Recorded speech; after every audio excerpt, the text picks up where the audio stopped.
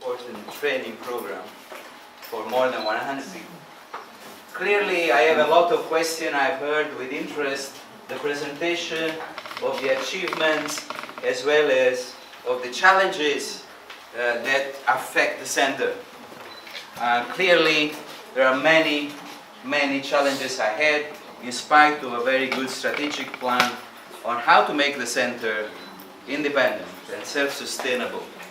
I'm very pleased to hear that business is supporting the center. That's part of the sustainability.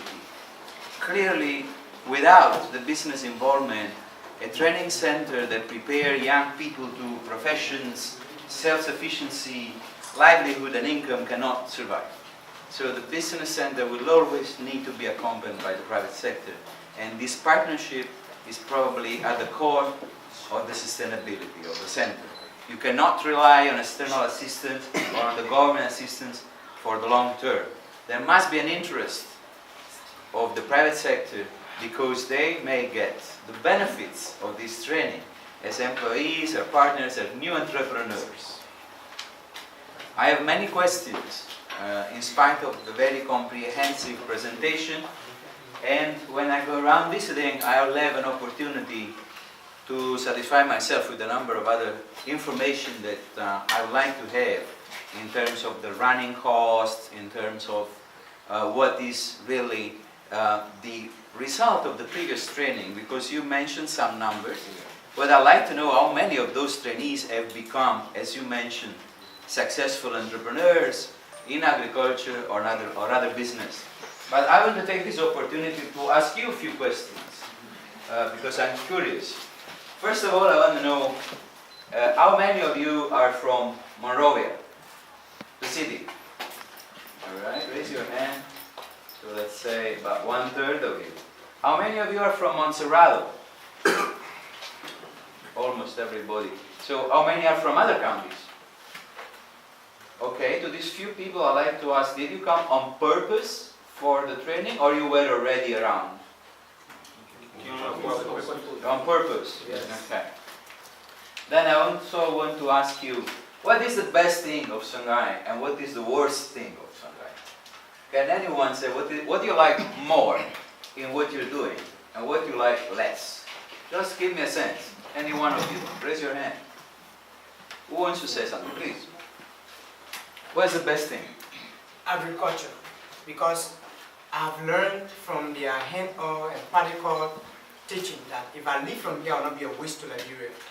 From what I've really grabbed from them, even if I should leave from this program now, I'm able to produce something and show to you that this is what I learned from this place. Great. And what's the worst thing? What is it that you don't like here?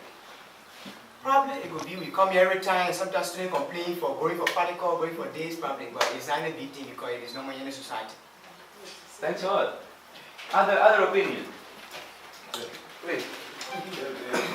The same thing one thing that I really love about Songhai is the culture of this school that has been inculcated into the students, and which is a very, very significant rule.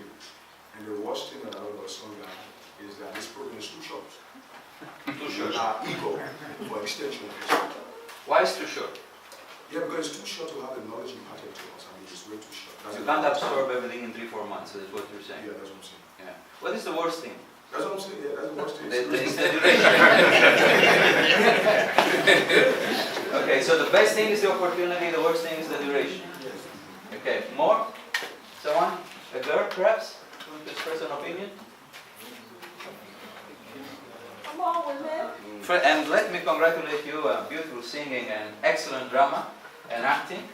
And take it from me, I also do drama myself.